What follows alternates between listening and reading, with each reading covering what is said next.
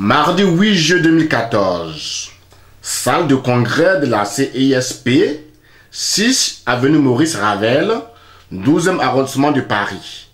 C'est le lieu choisi par la coordination de Leader France pour présenter au public parisien son chef de file, le professeur Mamadou Coulibaly, dans le cadre d'une conférence publique. Ils étaient tous présents, patriotes ivoiriens de France et alliés politiques du parti Leader. Ici, quelques réactions avant la conférence publique. Ah, moi aussi je vais te filmer. Coucou. Vous êtes invité à la conférence du professeur Mamadou Coulibaly.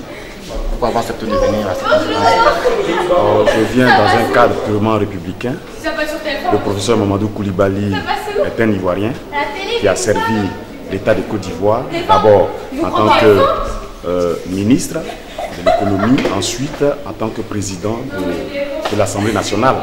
Et il a aussi dirigé le Front populaire ivoirien. Donc c'est à ce titre-là que je viens assister à cette conférence pour apporter mon soutien.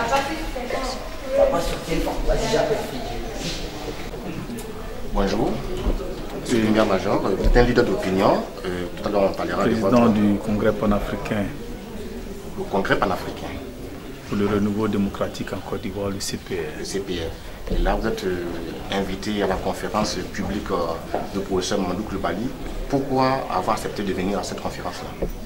Le professeur Mamadou Coulibaly est donc membre de l'ACD, troisième voie avec nous, la coalition alternative pour le changement démocratique, ACD, troisième voie avec nous.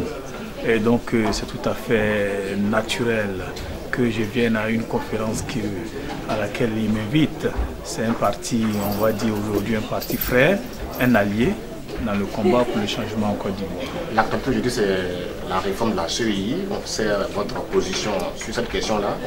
Demain, cette loi va passer en tout cas au Conseil des ministres. Elle a été déjà votée par le Parlement et promulguée par le chef de l'État. À quel niveau êtes-vous au niveau des discussions avec le gouvernement sur cette question précise?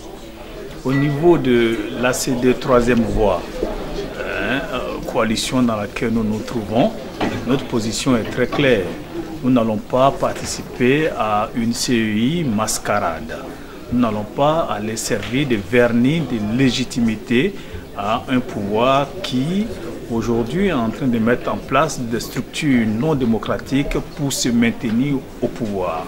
Voyez-vous, la Côte d'Ivoire a un des instruments démocratiques les plus avancés d'Afrique, on dirait même du monde, puisque nous avons pu obtenir, après les événements de 2000, une commission électorale indépendante et une nouvelle constitution dans laquelle on pouvait voter jusqu'à 18 ans.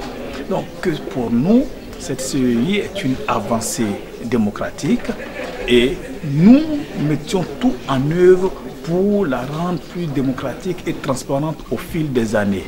Sous le régime de Laurent Gbagbo, vous avez pu constater que la lutte que nous avions menée, tous les démocrates ont menée, et a poussé, a amené au fait que la CEI était contrôlée par l'opposition, non seulement en nombre, mais l'opposition avait la présidence de la CEI. Et en plus de cela, il y avait une instance au-dessus de cette CEI, gérée par Choi, qui était l'instance de certification des élections en Côte d'Ivoire. Mais rien n'a changé entre les acteurs politiques. Ce sont toujours les mêmes partis politiques qui sont là, ce sont toujours les mêmes acteurs politiques qui sont là. Comment se fait-il qu'avec le changement, Ouattara nous met en place une CEI qui a tout l'air d'une élection gérée ou organisée par le ministère de l'Intérieur, avec des présidents de CEI nommés par le président de la République, des membres de CEI qui sont presque des préfets. Voyez-vous, ça ne fait pas sérieux. Quand il y a un changement, le changement s'est fait pour que les gens avancent sur le plan démocratique et non pour qu'on recule. Donc nous estimons que cette CEI est un véritable recul démocratique. Ouattara ne doit pas imposer cela aux Ivoiriens. En tout cas, pour notre part, nous sommes contre cette CEI et nous nous battrons pour que ça change. Nous avons le plaisir d'accueillir M. Mamadou Koulibaly.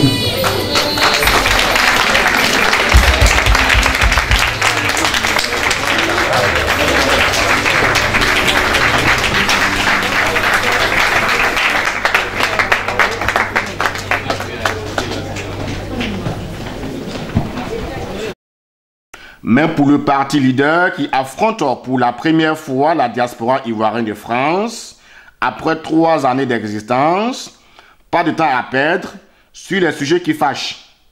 Et l'occasion était belle pour qu'enfin le projet d'économie, ancien ministre des Finances et président de l'Assemblée nationale de Côte d'Ivoire, vende son rêve pour son pays à ses compatriotes ivoiriens de la diaspora. Pendant plus d'1 heure, Mamadou Koulibaly va dérouler son projet de la rupture basée sur l'ultralibéralisme économique. Sa politique de rupture d'avec le programme d'ajustement structurel, ses solutions pour en finir avec le problème du foncier rural en Côte d'Ivoire, la bonne gouvernance, le système éducatif, la santé, le sport, le financement des retraites, la gestion de nos matières premières, le piège de la croissance à 2 chiffres en Afrique, surtout en Côte d'Ivoire, la politisation de la vie économique, la rupture avec le régime présidentiel. En clair, pour Mamadou Koulibaly, l'État doit de plus en plus céder le pouvoir aux citoyens. Voilà autant de sujets exposés par l'économiste face à un public qui l'attendait du pied ferme sur bien des sujets d'actualité.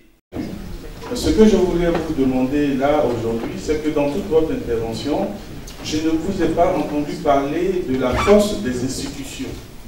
Parce qu'aujourd'hui, si nous nous trouvons dans cette situation, c'est parce que nous avons connu ce que les États-Unis ont connu il y a quelques années, mais la force des institutions ont permis à George Bush d'être président des États-Unis sans que pour autant Al Gore ne fasse la guerre.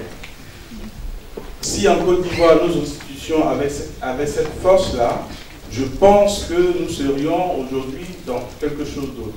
Quel est votre plan? Que pensez-vous de la force des institutions de l'État, de la justice? Parce que dans un pays où il y a la justice vraie, le petit et le grand se mettent, comme on dirait, ils se mettent à carreau.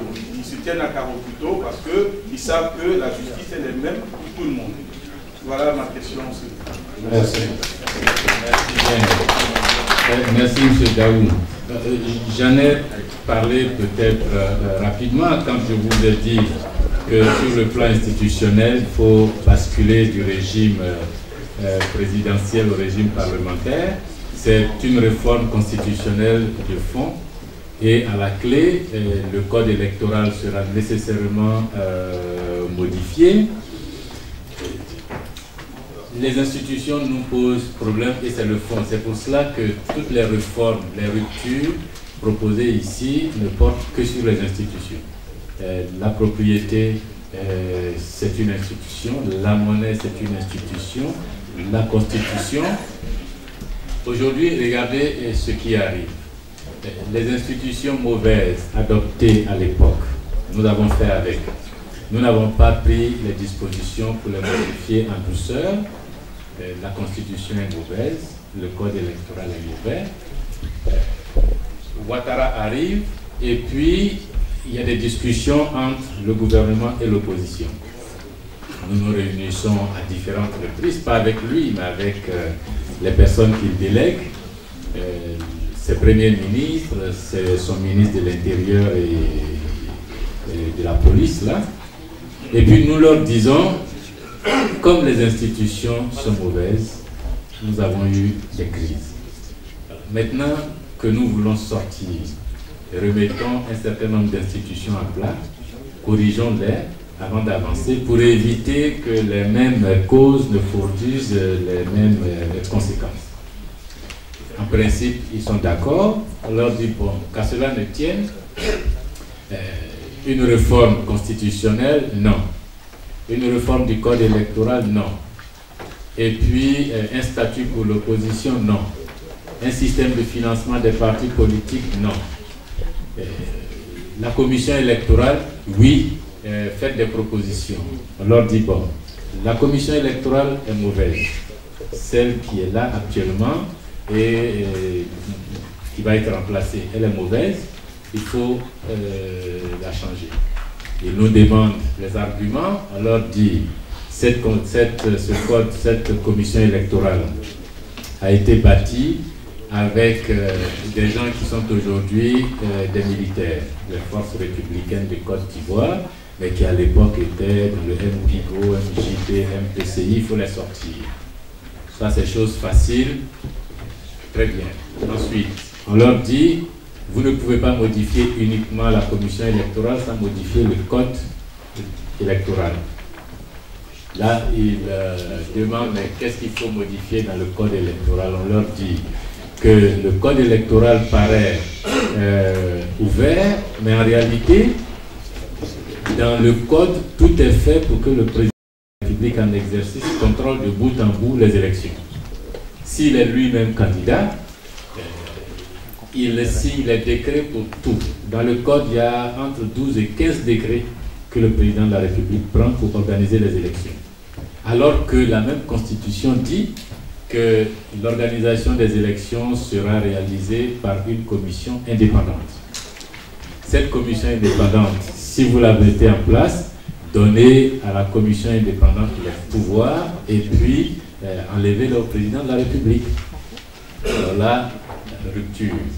Pas question, on a arrêté de discuter, puis ils sont allés fabriquer une commission électorale qui est exactement la photocopie de la commission électorale de Marcoussis. Les partis politiques se retrouvent là-dedans. Le président de la République, le président de l'Assemblée nationale désigne des délégués. Et la coalition au pouvoir, comme on dit, et puis la société civile. Ils font une proposition et ils disent que c'est la meilleure des commissions électorales que la Côte d'Ivoire ait connue depuis que nous avons des commissions électorales. À leader, on leur demande que justement, le modèle est mauvais. C'est l'ordre qui est là-dedans qui est mauvais, ce n'est pas le nombre. Ils disent, mais avec 31 membres, on a réduit à 17 maintenant. À l'époque, le gouvernement était surreprésenté. Maintenant, le gouvernement est modérément représenté. L'opposition a 4 membres, la coalition au pouvoir 4, les partis, le gouvernement 4, avec l'Assemblée nationale et le président de la République 1. Je dis, mais ça ne marche pas. Des députés, la loi est votée quand même. Hein. Ils confectionnent, ils nous appellent un soir pour nous dire voilà, la loi va aller à l'Assemblée nationale si vous avez des propositions. Nous revenons sur les mêmes propositions. Si vous adoptez cette loi telle qu'elle, vous irez créer des conflits. Parce que la loi est mauvaise. D'accord, on a compris. Et le lendemain, ils sont allés, ils ont adopté. Des députés, 29 députés du PDCI et d'autres, saisissent le Conseil constitutionnel et font remarquer au Conseil constitutionnel que la loi qui a été adoptée est anticonstitutionnelle. Les députés expliquent dans leur lettre de saisine que malheureusement il n'y a que des groupes de députés et les associations des droits de l'homme qui peuvent saisir le Conseil constitutionnel. Il ne peut pas s'auto-saisir et puis le citoyen lambda ne peut pas non plus. Ils expliquent au Conseil constitutionnel le président de la République qui est candidat désigne un délégué à la commission électorale. Or, il y a d'autres candidats qu'on ne connaît pas encore. Comment se fait-il que le président puisse être représenté et les autres pas? La commission électorale, au lieu de comprendre que dans cette requête, il s'agit de la remise en cause de l'indépendance de la commission électorale vis-à-vis du gouvernement, vis-à-vis des partis politiques, vis-à-vis de l'opposition, le Conseil constitutionnel a liquidé ça en une journée. Réponse aux députés, votre requête est recevable, mais non fondée parce que le président désigne des gens, mais il n'est pas candidat, même s'il est en campagne, même s'il dit qu'il sera candidat, même si nous tous nous savons qu'il est candidat, mais comme il n'a pas encore fait acte de candidature, donc Ouattara candidat est différent de Ouattara président. Et donc, votre requête n'est pas fondée. Le piège avec nos conseils constitutionnels, c'est que les gars n'ont pas lu le droit. Ce que les députés voulaient dire, c'est la question de l'indépendance. Le Conseil constitutionnel est allé jusqu'à dire que dans la Constitution, il est juste fait cas que c'est la loi qui va organiser la commission électorale. Et donc, eux, en tant que Conseil constitutionnel, ils ne discutent pas des lois, ils ne discutent que de la Constitution. Mauvaise institution. Et c'est cette attitude-là qui conduit aux crises. La Constitution dit que la commission indépendante en charge des élections sera mise en place par la loi. La commission indépendante, le mot est bien indépendante. Et le Conseil constitutionnel dit que la commission sera mise en place par la loi. L'indépendance, là, ils n'ont pas vu ça. Or, c'est ce que les députés signalaient. Donc, on adopte la même commission électorale format Marcoussis, et l'opposition dit, en tout cas nous, à Leader Plus, tous les partis de la troisième voie, avec Aïpo, Martial, Doumbia Major, Soko, Balayi et Ba Enoch, puis Ba Soumalé, qui est, nous disons, nous ne participerons pas à cette commission électorale. On a une réunion, grande réunion avec tous les partis de l'opposition, la plateforme, avec Boni Claveri, Afi, Fologo et les autres, et nous, Mel Théodore, et puis Gervais, Koulibaly, Apia et les autres. Et puis, la question est posée, bon, nous, en tant qu'opposants, on fait quoi? Est-ce qu'on va dans cette commission-là? Qu'on n'y aille pas, le président de la République gouverne la commission électorale. Il la gouverne parce que même pour faire les affiches de campagne électorale, trouver le format, c'est le président qui décide sur proposition de la commission électorale, bien sûr, mais c'est un décret ici.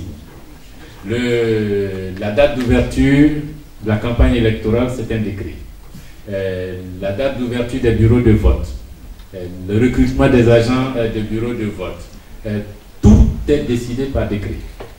Le président de la commission est obligé d'aller chaque fois voir le président de la République pour expliquer ce qu'il y a à faire, et puis le président doit signer. Si ça ne l'arrange pas, il ne signe pas.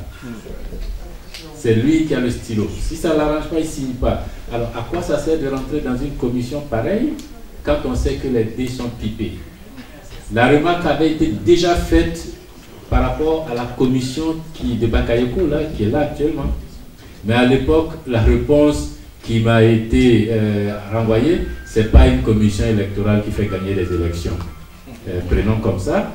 Et à l'époque, j'avais rétorqué, elle ne fait pas gagner des élections, mais elle peut faire en perdre. Bon, tout le monde a rigolé, et j'ai dit la même chose cette fois à Bakayoko, parce qu'il a dit la même chose, oui, Koulibaly, mais même si on vous donne la présidence, la commission électorale, Ouattara va gagner. Une commission électorale ne fait pas gagner une élection. On lui dit, ah non, non, elle peut faire perdre. Mettons, enlevons tout ce qui est dans le code électoral, qui renvoie au président de la République pour les décrets, et puis confiance à la commission électorale, qu'elle décide du jour, qu'elle décide du recrutement des agents, qu'elle décide du format des bulletins de vote et tout le reste, et qu'elle soit indépendante fonctionnellement, qu'elle soit indépendante organiquement, qu'elle soit indépendante financièrement. Ça ne les a pas intéressés, ils ont fait la commission. Quand on s'est réunis, l'opposition a dit, bon, si c'est ça, nous, on ne rentre pas dans cette commission-là.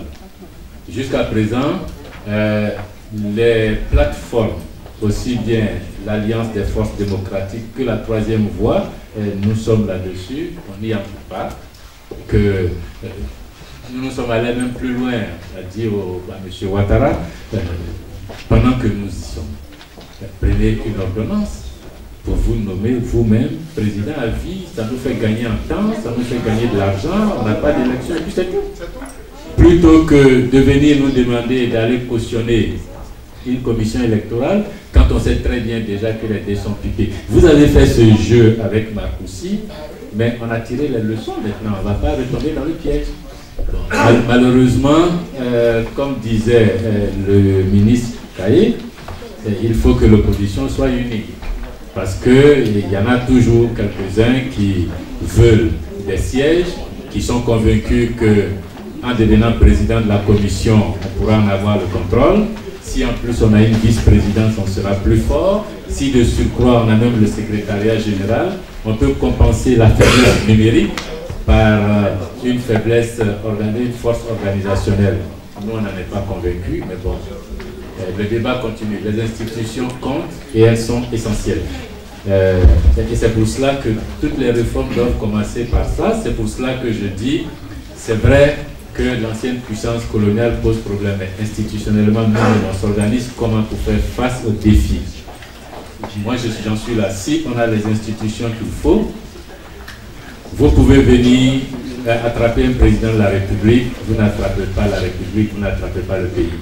Mais si les organes sont décentralisés, et vous imaginez aujourd'hui, malgré les histoires politiques qu'il y a en France, au journal de 20h sur TF1, vous voyez un général avec français qui arrive là et puis qui annonce que, bon, française, nous tenons à vous informer là qu'aujourd'hui il y a un coup d'État, c'est moi le général X, j'ai pris le pouvoir, la constitution est suspendue, les institutions sont suspendues. Vous pensez qu'en France ici les gens vont prendre ça au sérieux?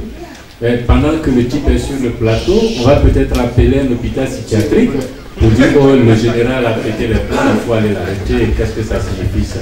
Et puis les gens vont changer de chaîne pour dire bon, ils font de la rigolade sur TF1, alors ailleurs aussi. Alors que chez nous, même si le journaliste qui parle là dit bon, il y a coup d'État, Ouattara n'est plus président, c'est un tel. En ville, vous allez voir coup d'État. On y croit. C'est pour ça que quand il y a le coup, on attaque la radio et la télé, parce qu'on fait comme si le pouvoir était là-bas. Quand vous décentralisez le pouvoir, vous le déconcentrez, vous multipolarisez, on viendra prendre le Premier ministre, on ne prend pas toute la Côte d'Ivoire, on prendra quelques députés, mais on ne prendra pas toute la Côte d'Ivoire. L'idéal, c'est ça. Et ça vous permet d'affronter les défis futurs. Mais si vous avez un seul chef, et l'histoire africaine est bourrée de cela, on a un chef qui est là, et il suffit de venir l'attraper la nuit, et puis c'est fini. Et celui qui l'a attrapé, on se couche devant, et on dit à lui, le fort, s'il a attrapé notre chef, c'est qu'il mérite d'être chef. Il faut changer cette option-là. En tant que Christine Colin, qui va, vous n'allez pas m'empêcher de parler maintenant.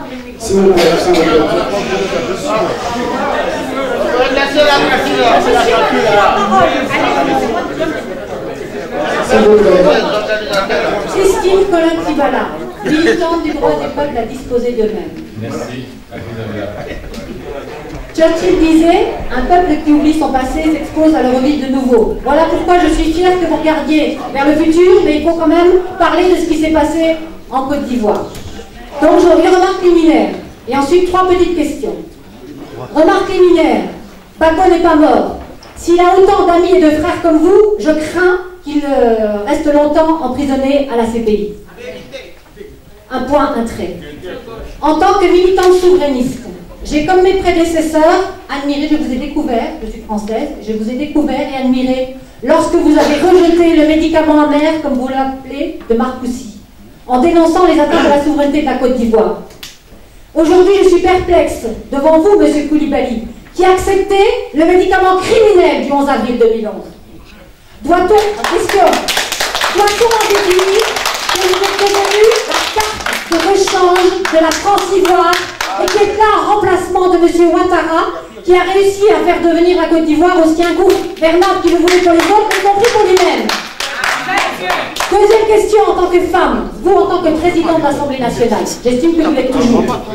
C'est une parenthèse.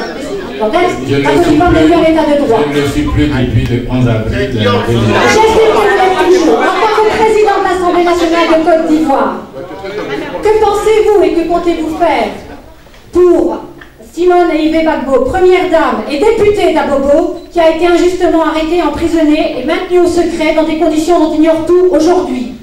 Troisième question. En tant que bénévole accompagnante des victimes, j'ai adoré votre storytelling. Effectivement, il y a sans doute des des gens qui, des petits planteurs de cacao, café, des riches terres cacaoyères de Côte d'Ivoire, de l'Ouest, qui ont vendu leurs terres. Moi, c'est pas celles-là que je rencontre aujourd'hui. Celles qui sont en exil, ont été expropriées, ont été massacrées, à Gagnolo, à Douekoué. Que faites-vous des victimes? Ça fait 2 heures au moins qu'on vous entend. Vous parlez beaucoup de choses, c'est très bien. J'aimerais discuter avec vous des contrats de désendettement et de développement. Très bien. Et du groupe Louis Dreyfus qui accapare les bonnes terres cacaoyères. Mais que faites-vous pour les victimes? Aujourd'hui, quand elles passent à l'OFPRA, si vous êtes Dioula comme vous savez ce qu'on vous dit? Vous ne pouvez pas avoir été victime des escadrons d'abord et du RDR parce que ça n'existe pas. Ce sont les Provaco qui sont des assassins et voilà, on ferme votre dossier classé. J'ai vu un Dioula musulman qui est venu dire j'ai été laissé pour mort par les RDR en 2009. Il n'y avait pas la guerre, hein, c'était la paix. Donc lui dit non, nul et non avenu, c'est pas possible. J'ai vu des planteurs ouais venir à l'OFPRA dire on m'a déposé de Médérada, vous pouvez aller voir, il y a même des noms sur les tombes. Voilà. Quand est-ce que vous parlez des victimes? On ne peut pas faire la paix en Côte d'Ivoire sur la falsification des victimes. Ils ne sont pas morts pour rien.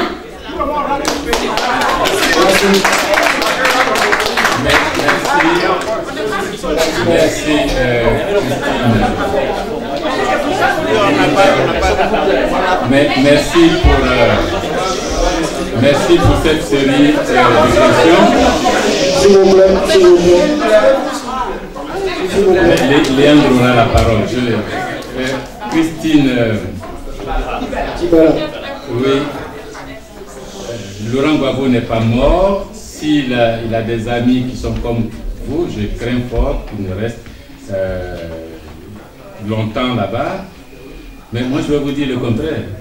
Le seul qui est en Côte d'Ivoire aujourd'hui, le seul homme politique capable d'assurer la libération de Gbagbo, si vous me manquez, vous n'en trouverez pas un autre.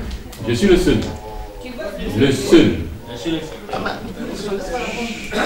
Seul capable d'assurer la libération de Gbagbo Laurent.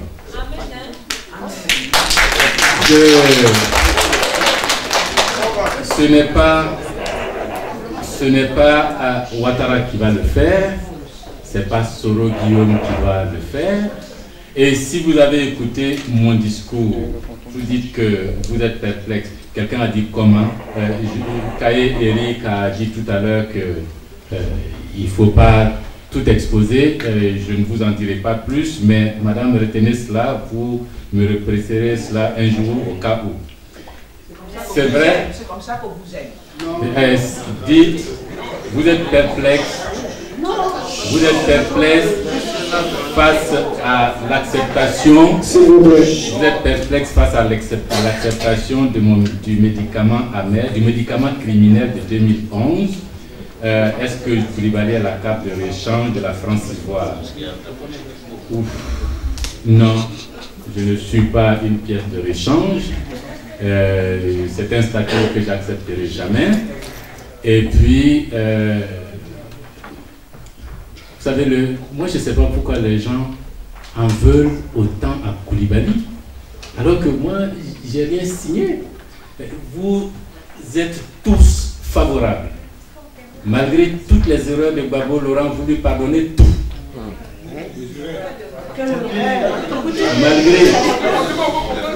Malgré toutes les erreurs, vous lui pardonnez tout. Le seul qui n'a fait aucune erreur, vous êtes toujours en train de le pendre. Moi, Marcoussi, si vous m'aviez suivi, il n'y aurait pas eu le gouvernement et la suite. Pour aller, vous avez dit de regarder le passé. Vous avez dit de regarder le passé. C'est moi qui ai commencé en vous disant, je préfère qu'on n'en parle pas. Mais vous me demandez de regarder la pensée de Churchill. Vous avez raison. Vous qui vous plaignez, quand je vous ai dit, n'allons pas aux élections sans désarmement, Gbagbo a dit, on y va, on va régler après. Vous avez applaudi. Vous avez applaudi. Alors, je continue, je n'ai pas terminé. Quand je vous dis que le franc CFA est mauvais, il faut arrêter avec. Gbagbo a dit que c'est bon, lui s'il gagne, il va aller au Ghana, au Nigeria, tout ça. Vous avez applaudi. Alors, de grâce, s'il y en a un dans ce jeu qui peut regarder en face l'histoire et dire, moi, je ne suis coupable de rien, même si j'assume C'est moi. C'est moi. Alors autant vous pardonner à Gbagbo Laurent, je vous en prie. Je ne vous demande pas de me pardonner quoi que ce soit, mais au moins comprenez que s'il y a quelqu'un qui a été blessé tout au long de cette histoire, c'est quand même moi. Blessé. Madame, j'ai été blessé. Moi, je suis allé à l'Hôtel d'Ivoire en novembre 2004. J'ai convoqué Poncé et les généraux. Je les ai assis, je les ai confondus. J'ai donné la victoire militaire à Gbagbo Laurent. J'ai dit porter plainte devant la Cour internationale de justice. Il a dit qu'il ne portait pas plainte. Ah bon? Ben, vous dites pas, ah bon? Il a envoyé un délégué à la RTI au journal de 20h pour dire je ne porterai pas plainte. J'ai dit à Maître Hamza, si vous la connaissez, posez-lui la question.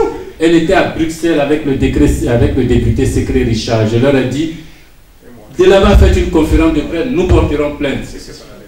Ils sont passés à la télé pour dire non. J'ai écrit un article publié, on va porter plainte. On m'a dit non. Bon, enfin, moi j'ai pas... les gars, quand même, madame, je m'arrête là, je continue.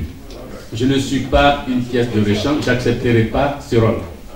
Sinon alors, si la France choisit Koulibaly comme pièce de rechange, c'est qu'elle a décidé d'en finir avec les relations incestueuses qu'il y a entre la France et l'Afrique.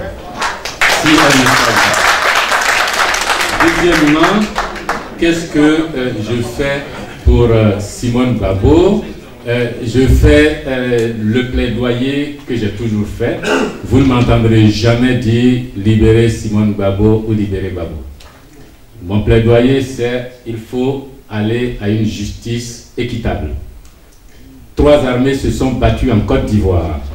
3 armées ont commis des crimes ou sont soupçonnées d'avoir commis des crimes. Quel que soit le lieu de ces crimes, il y avait l'armée régulière de l'État de Côte d'Ivoire, les FANCI, FANCI, et puis qu'on appelait les FDS. M. Gbagbo Laurent a été arrêté pour assumer les crimes qu'on peut reprocher à ces FANCI.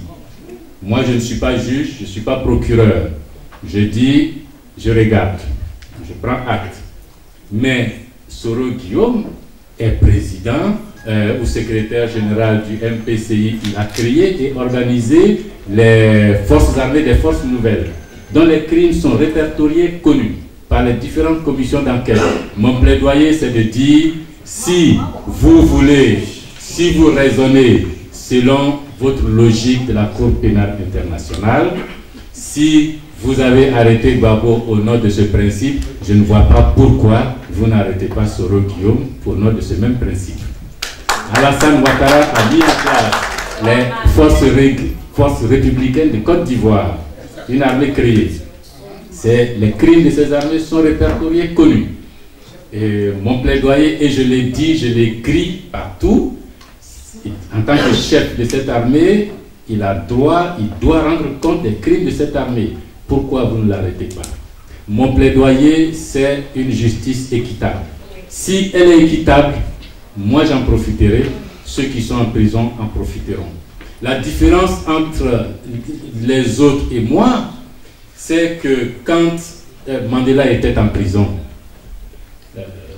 je faisais partie des gens qui ne criaient pas libérer Mandela. Nous crions à bas l'apartheid. Ce que nous visions, c'était le système. Le jour, parce que nous étions convaincus que libérer Mandela seul avec le système de l'apartheid, ça n'était rien du tout. C'est un homme qu'on libérait, mais pas un peuple. Mon plaidoyer, c'est finir avec l'apartheid. Le jour où l'apartheid tombe, Mandela est libéré, mais tous les peuples sud-africains sont libérés, et même nous qui ne sommes pas sud-africains, et même vous qui en Europe, qui vous battiez contre ce système de l'apartheid, nous avons tous été libérés. Et malheureusement, d'autres préfèrent des plaidoyers ponctuels. Moi, je suis systématique. C'est le système que je mets en cause, ce système que vous avez appelé France-Ivoire, France-Afrique, en tout cas le système de la Cour pénale internationale. Si elle ne veut pas se discréditer, et madame, vous n'entendrez pas beaucoup d'hommes politiques ivoiriens dire ce que je dis, hein. Et je le dis depuis le premier jour, Ouattara et Soro, votre place c'est là-bas. Je dis à la Cour pénale internationale, si vous voulez être crédible, vous ne pouvez pas garder Gbagbo seul et laisser les deux là. Et moi je démontre, j'argumente. Qu'est-ce que je fais pour les victimes, les victimes? La même chose. Je suis allé plusieurs fois dans ces zones où il y a des victimes, collecter des fonds. C'est pas énorme, on n'est pas riche. Aller leur trouver des choses à manger, aller visiter les lieux, aller les soutenir. Et quand j'étais président de l'Assemblée, j'ai fait venir les victimes au sein de l'hémicycle. On a enregistré tous les cas de toutes les victimes qui sont venues. Les victimes étaient là et on peut téléviser en direct en Côte d'Ivoire. En dehors de cela, les victimes actuelles, je plaide le même plaidoyer. Il n'y a pas de bonnes victimes et de mauvaises victimes. Il y a des victimes de la crise. Nous sommes tous victimes, aussi bien des victimes d'entreprises que des victimes des femmes qui ont été violées, des enfants qui ont été tués. Et ce que je dis à la CDVR, vous ne pouvez pas faire de la réconciliation en essayant de ramener les communautés à se parler, parce que je ne suis pas du tout convaincu que ce qui est arrivé était une guerre intercommunautaire. C'était une guerre entre des militants politiques.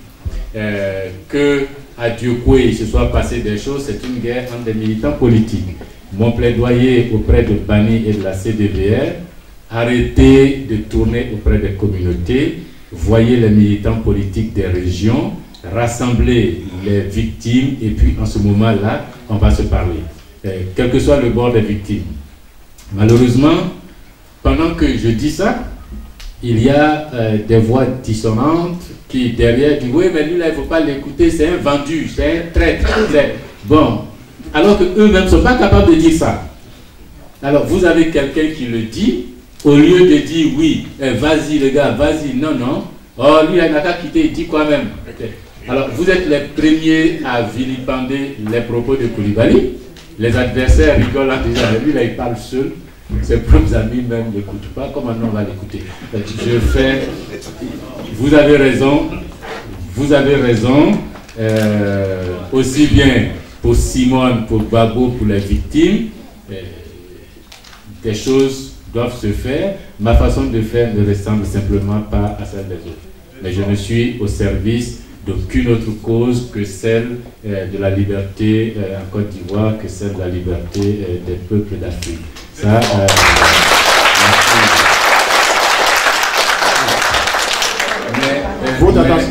mais continuez, vous avez énormément acheté le livre de François Mattei. Vous l'avez acheté.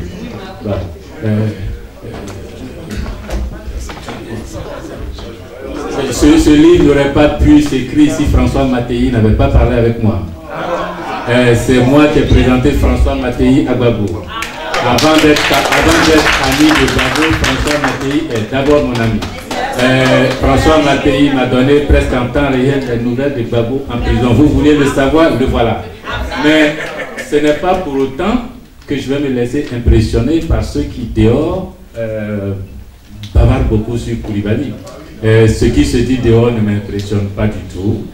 Et moi je poursuis ma voie, mais j'aimerais bien qu'ensemble on se mette à travailler plutôt qu'à faire autre chose. Merci d'avoir posé cette question.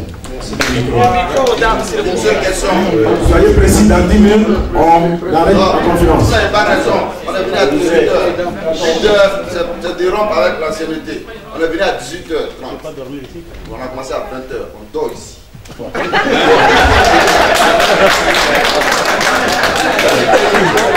Parce que moi je me suis dit qu'avec Koulibaly, on doit être à 18h et celui-là à 18h.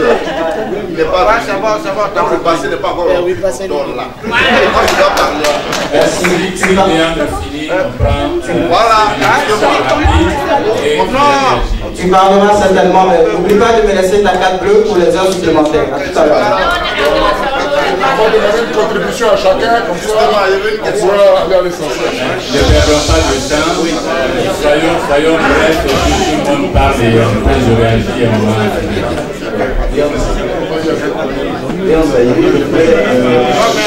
Je laisserai le conférencier, surtout dans la première partie, où à la suite des questions, il a donné beaucoup de précisions, donc je ne poserai pas les questions que j'avais envie de poser. Seulement, je voudrais poser deux petites questions. La première, c'est le professeur Koulibaly a annoncé M. Yaoundé pour l'investiture de Alassane Ouattara. C'est bon, parfait. Pour investir M.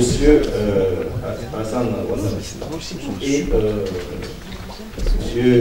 le professeur Koulibaly a donc dit que dans les quelques jours qui arrivent, Yaoundé serait là pour investir Ouattara. Je voulais savoir, à partir de là, si M. Koulibaly est d'accord avec le résultat des élections. Et M. Yaoundé a dit également que nous avons tous été possédés par le diable. Est-ce que M. Koulibaly se sent concerné par les propos de M. Yaoundé? Deuxième chose que je voulais demander, c'est que M. Alassane Ouattara a été président par un décret. Donc son éligibilité est due au fait que Babou Laurent a pris un décret. Ce décret est-il permanent?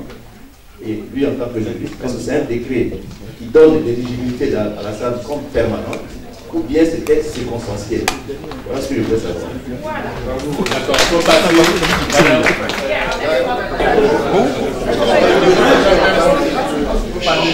Bonjour Monsieur Koulibaly.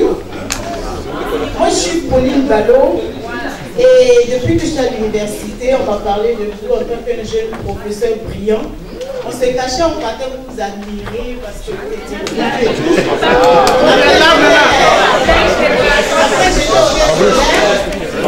Et quand j'étais hôtesse de l'air, vous avez pris le pouvoir avec le FPI. Et chaque fois que je vous rencontrais dans l'avion, je vous disais toujours, Monsieur le Président, vraiment vous dites tout haut ce qu'on pense tout bas. Et ça continue comme ça. Mais ce soir, je n'ai pas une question à vous poser. Je suis complètement choquée de vos propos sur Laurent Gbagbo, parce que c'est Laurent Gbagbo qui vous a fait, c'est le FPI qui vous a fait. Et quand vous dites que vous avez combattu des choses pendant qu'il était là, pourquoi, au moment où il était là, vous n'avez pas claqué la porte?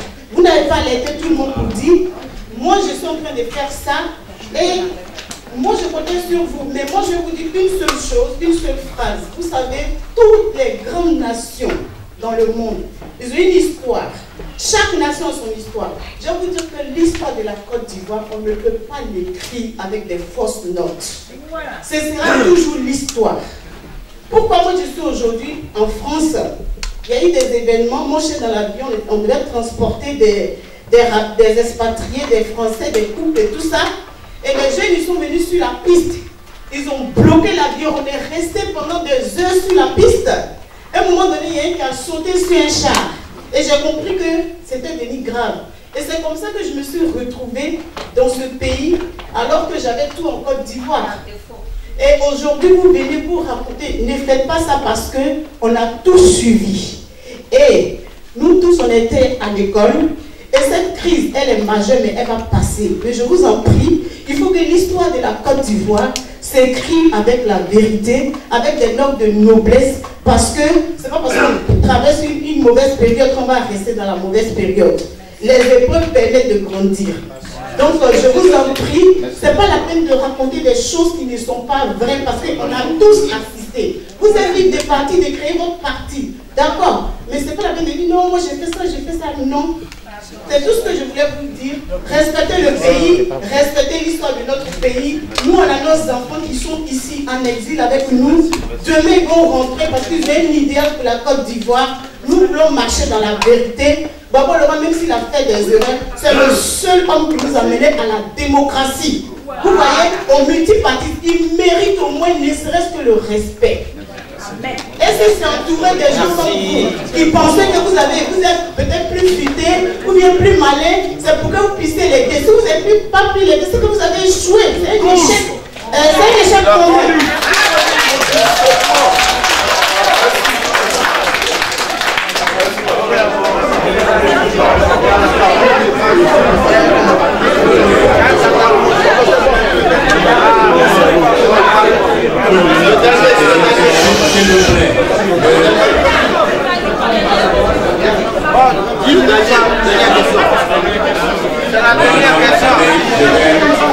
Comme le temps est serré, je vais réagir.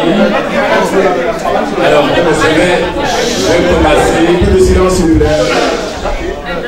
je vais commencer par réagir au propos de Pauline Ballot.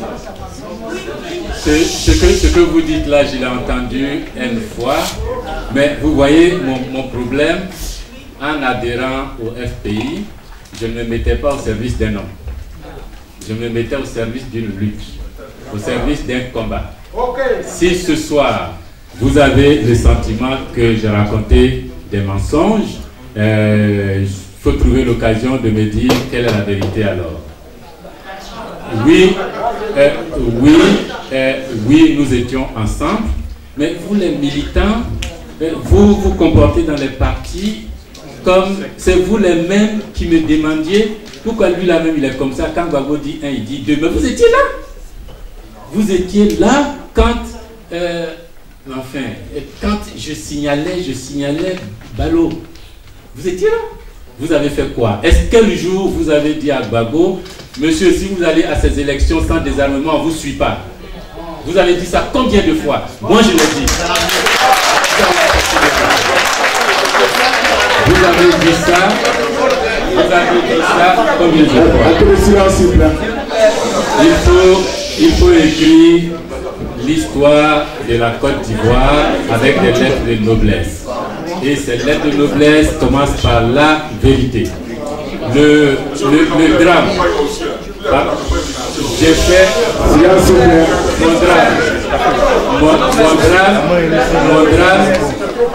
mon drame, c'est que j'ai écrit ma part de cette histoire-là. Parmi tous les compagnons de Gbagbo là, vous ne trouverez pas un qui a plus écrit que moi. À chaque étape de l'histoire, j'ai laissé des traces. Donc si vous voulez, vous allez reprendre les anciens écrits et puis j'ai battu campagne pour Gbagbo. Il a gagné à Koumassi au premier tour. Au second tour, il a perdu. À Koumassi. Donc, j'ai fait ma part de boulot.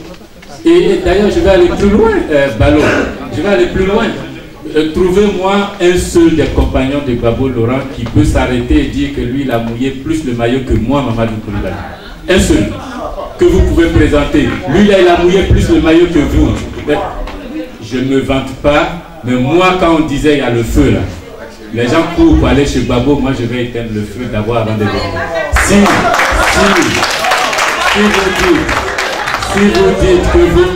Si vous dites que vous m'admiriez, c'est pas parce que je m'habillais bien ou que je voyageais en avion. Hein. Maintenant, pourquoi je suis parti? Mais parce qu'on m'a chassé. Mais vous les Parisiens,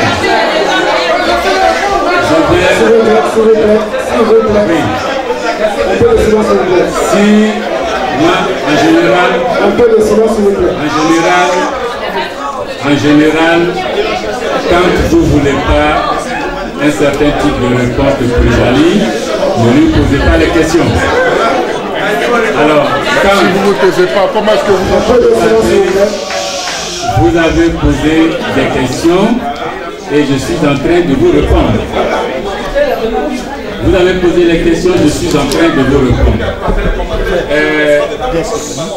Est-ce que c'est un échec commun? Je suis d'accord, mais il faut assumer l'échec commun. Pourquoi, après l'échec commun, vous vous êtes tous mis à dire la faute vient à Coulibaly? C'est la faute vient de Coulibaly. Il y en a même qui ont dit pourquoi lui, on ne l'a pas arrêté. Hein, il a un autre Djoula, c'est pour ça qu'on ne l'a pas arrêté. D'ailleurs, lui là,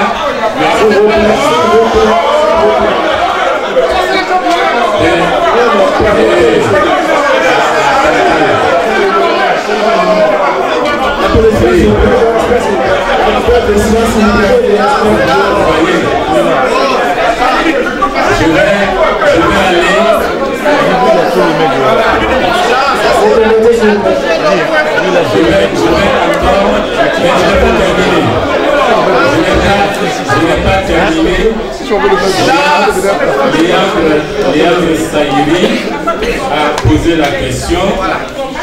Léandre Sayiri m'a demandé si vous avez bien suivi ma déclaration ce jour-là en sortant du Golf Hotel, de l'interview avec Ouattara. C'est sur Internet, vous pouvez aller relire. J'ai dit que le président Ouattara m'a informé que Yaoundé est au Ghana et qu'il arrive bientôt pour l'investiture. Je n'ai pas dit que je m'en vais chercher Yaoundé pour venir. Les propos sont sur Internet, allez relire. Et je peux raconter des histoires souvent, mais en général, quand je parle, mes mots sont choisis, et mes termes sont choisis, et moi, j'ai pris acte de ce qui s'est passé. Est-ce que j'étais possédé par le diable? Non. Non, pas du tout. Pas du tout. Vous voyez, ce qui me gêne dans notre affaire, c'est que de nombreux militants ne savent pas dans le fond ce qui s'est passé. Moi, je suis légaliste. Le 2 décembre 2010, la commission, le Conseil constitutionnel prend un arrêté. Vous trouvez ça sur Internet. Écoutez bien ce que je vais vous dire. Le Conseil constitutionnel prend un arrêté. Sur requête du candidat Laurent Gbagbo, la commission électorale est dessaisie de ses pouvoirs. Vous êtes au courant de ces... Sur requête du candidat Laurent Gbagbo, la commission électorale est dessaisie de ses pouvoirs. C'était conforme à quoi? C'était conforme à rien du tout. Le délai, les textes disent, si vous voulez, je reviens là-dessus, les textes disent, nos textes sont clairs, que la commission électorale a 3 jours pour transférer les PV au Conseil constitutionnel. Nulle part il est dit 3 jours pour proclamer les résultats. On dit 3 jours pour transférer le droit, c'est le droit, les termes sont. Mais je répète, qu'une institution de la République prenne sur elle, à la demande d'un candidat, de décharger une autre institution de la République de ses pouvoirs dans notre dispositif institutionnel, ça n'existe pas. Ça n'existe pas. Mon problème à moi, c'est que tout le monde a dit, si ça a été fait, c'est bon. Moi, j'ai été prudent. J'ai dit, ça, ce n'est pas bon. Tant que nous sommes adossés au droit, moi, Mamadou Koulibaly, je suis à l'aise pour défendre les causes. Et tant qu'on n'est plus adossé au droit, je ne suis plus à l'aise.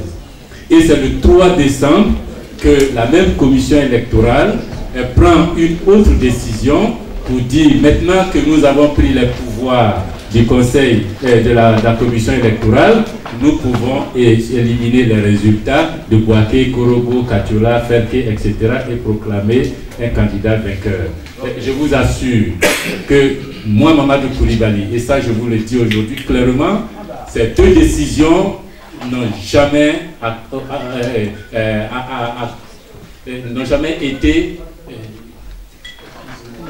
fait partie de mon consentement, de mon assentiment, n'ont jamais obtenu cet assentiment. Pour moi, c'était pas normal.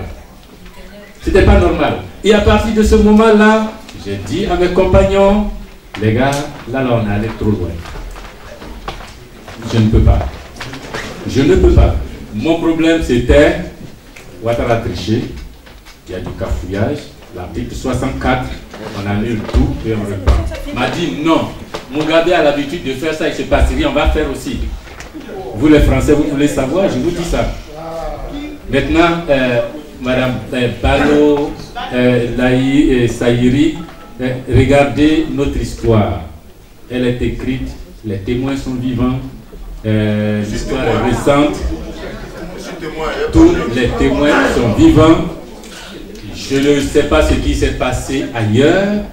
Je vous dis que ces deux décisions ne sont pas des décisions régulières. Oui, alors moi je suis venu... Écoutez, d'accord. Je suis venu à l'investiture de Ouattara. Vous pensez que je l'ai fait pour moi? Le jour, le 20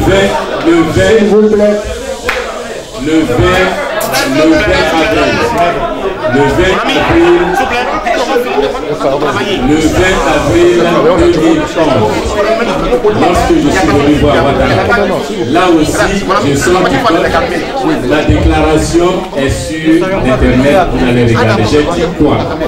Que je suis venu voir le président de la République à sa demande et je lui ai passé quel message? 1. Il faut arrêter de tuer mes militants qui sont dehors. Parce que simplement, ils portent des t-shirts de Gbagbo. Parce qu'ils sont bêtés.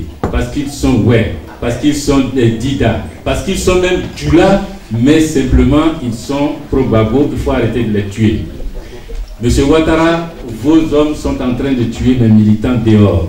Le 20 avril 2011, il n'y a pas un garçon dans le pays là qui pouvait parler à Ouattara comme ça. Moi, je lui ai dit, et c'est quand j'ai dit ça, que les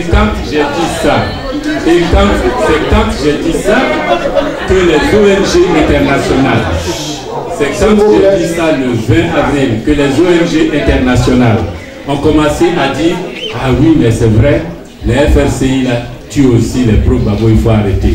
C'est à partir de ce moment que les calculs ont commencé, que les militants de l'époque, j'étais président intérimaire, ont commencé à au moins avoir une voix pour dire qu'on est en train de les tuer. Vous pensez que quoi? Moi, je pouvais ne pas venir à l'investiture de Ouattara, mais je me suis battu pour qu'il prête serment pour rentrer dans la République. Si aujourd'hui, je suis capable de dire Ouattara et ses hommes ont commis des crimes, méritent d'aller à la Cour pénale internationale, c'est parce que depuis le 20 et depuis sa prestation de serment, il est rentré dans l'état de droit et à partir de ce moment, tous les crimes peuvent être portés à son crédit. Tant que nous étions dans l'état, tant que nous étions dans un état d'exception, on ne pouvait rien lui reprocher. Dans l'état d'exception, on ne pouvait rien lui reprocher. Mais il a fallu que quelqu'un ce jour-là vienne dire, hey, le type là, ces hommes sont en train de tuer les militants. Et c'est à partir de ce jour que les ONG ont commencé à compter.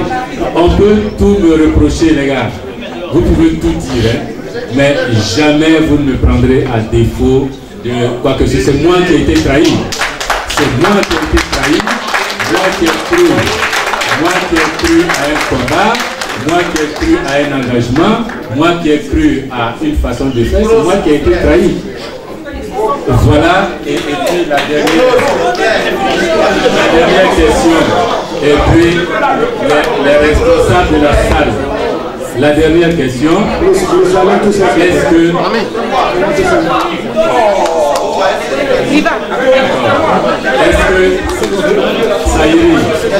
est-ce que le décret pris par Gbagbo Laurent pour autoriser Ouattara à être candidat est un décret permanent ou est-ce que c'est un décret passé?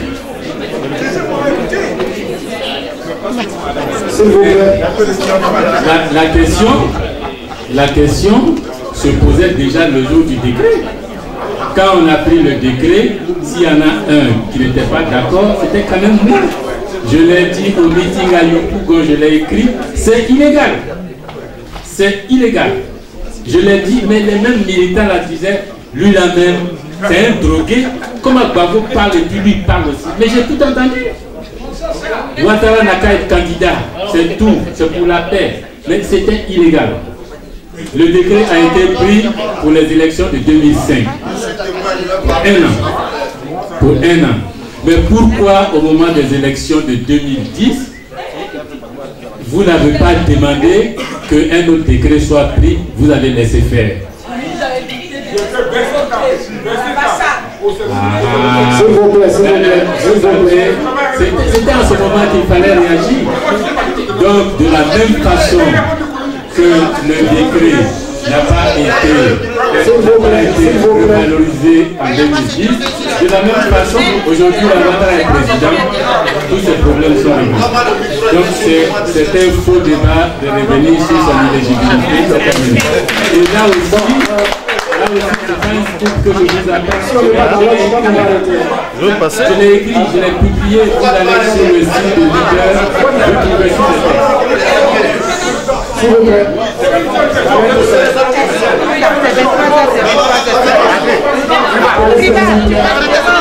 Un peu de silence, asseyez-vous. J'ai entendu des propos assez vifs à son égard, mais le souvenir de ce qu'il a engagé comme acteur de l'État dans les années qui viennent de passer est encore vivace. Il a parlé du général Poncet, du dialogue qu'il avait engagé, et contraint la France à reculer lors de sa tentative de coup d'État. Il a évoqué également dans cette même période la mission envoyée par le président Gbagbo à la Cour internationale de justice. Ce n'est pas un mensonge, puisque moi-même j'étais membre de cette délégation.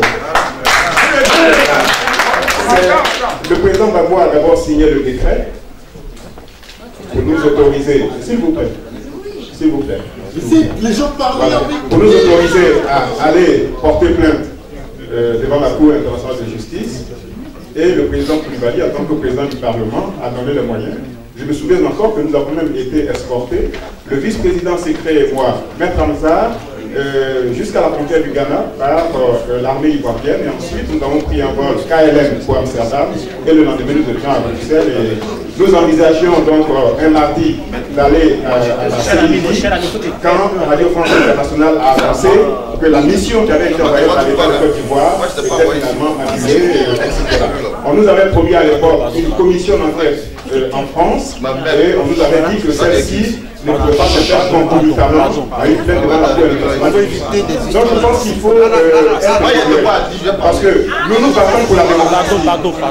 Nous nous battons pour la démocratie. Il faut accepter que créer des partis politiques. Nous sommes de la même famille politique, même s'il a choisi des leaders. Donc je pense qu'il faut être mesuré et ne pas oublier le crédit de ce qu'il a engagé pour la Côte d'Ivoire. Ça c'est quand même important. Parce qu'on a la mauvaise habitude, je le dis, parce qu'on est tous victimes de la même maladie. On est rapidement brûlé les idoles qu'on a adorées hier.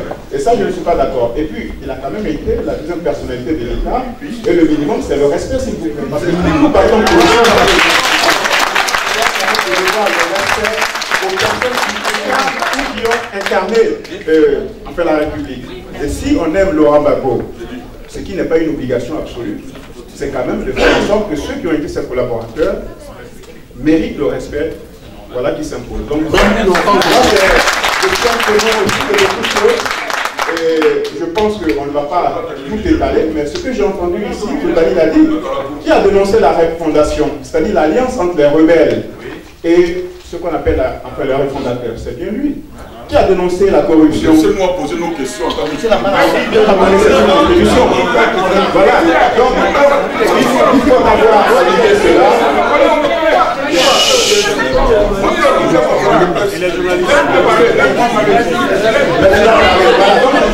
Je vais terminer en disant professeur Koulibaly, vraiment bienvenue à Paris, parce qu'ici on est comme ça. À Paris on est comme ça.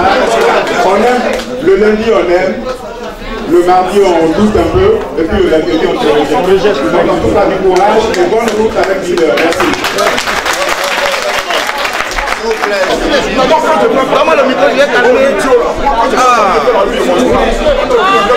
Ce qu'il a dit là, on va le calmer. Ça va le micro.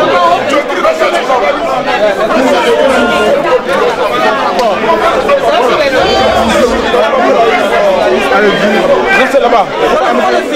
Non,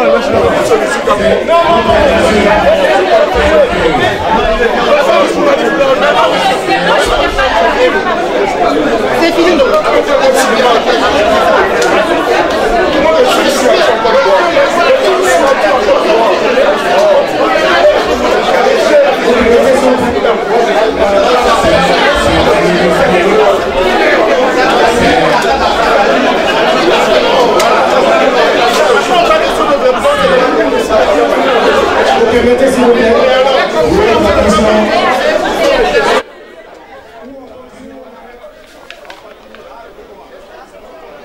Après ces échanges très vifs entre le public acquis à la majorité à la cause de l'ex-président ivoirien Laurent Gbagbo, détenu à La Haye, et son ex-compagnon Mamadou Coulibaly, écoutons ce que ce dernier retient des Ivoiriens de la diaspora et en particulier des patriotes de la résistance.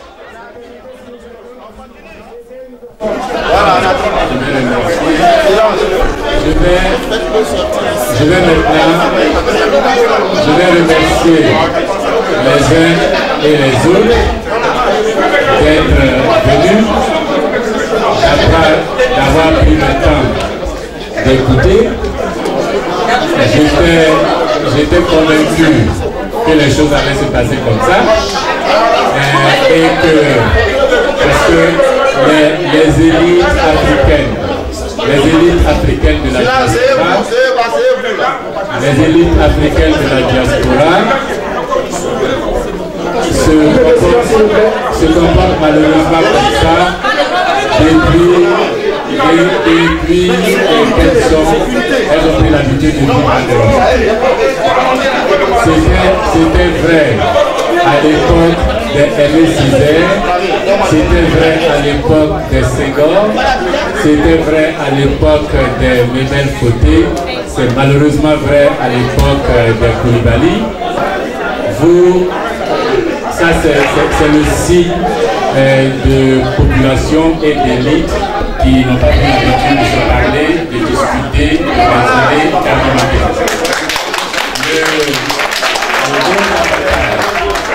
Le gros avantage pour vous, élite africaine installée en Europe, vous avez sur nous, élite africaine installée là-bas, c'est que vous vivez dans un continent, dans des pays où tous les jours, à chaque instant, vous voyez les élites débattre, les élites discuter, les élites se comporter intelligemment et parler des questions qui les concernent. Malheureusement, malgré l'immersion, nous nous comportons encore ici comme nous faisons quand nous sommes dans nos villages, en nous envoyant des chaises, incapables que nous sommes de pouvoir prendre la parole et d'échanger assis dans des fauteuils, les jambes croisées. Et tant que nous ne serons pas capables de faire ça, nous ne serons pas capables de construire des institutions correctes.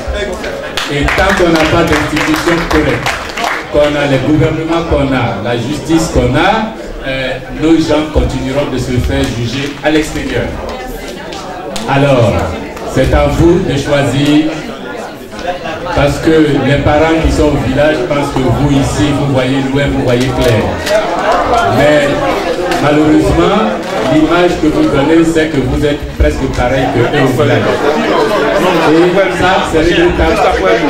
Parce que ce soit arrivé à l'époque de la négritude avec Aimé Césaire et les autres, dans le même Paris, ça pouvait se comprendre. Mais que ça arrive en 2014, dans le même Paris, alors là, c'est que la diaspora en France a un problème. Un réel problème. Ça veut dire qu'au moment où les diasporas juifs, les diasporas asiatiques, les diasporas latino-américaines sont en train d'aller dans ce sens, les diasporas africaines sont en train de régresser. Et ça, vous voyez, il y a de quoi nous battre pour des institutions.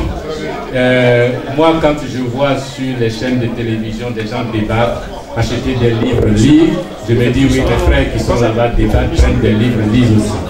Mais quand je vois ce type de spectacle, je me dis oui, ce n'est pas seulement à Sikensi ou à Tegrina ou à Douglou Palais-Noir qu'il va falloir que j'aille me battre, c'est peut-être aussi à Paris, à Bonn, à Berlin, à Marseille.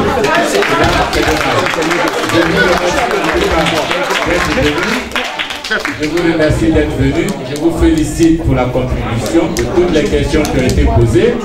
Elles avaient l'avantage d'être sincères. J'espère que les réponses aussi ont été à la hauteur des questions posées. En général, quand je commence mes conférences, je préviens l'assistance. Si vous ne voulez pas un certain nombre de réponses, ne proposez pas un certain nombre de réponses.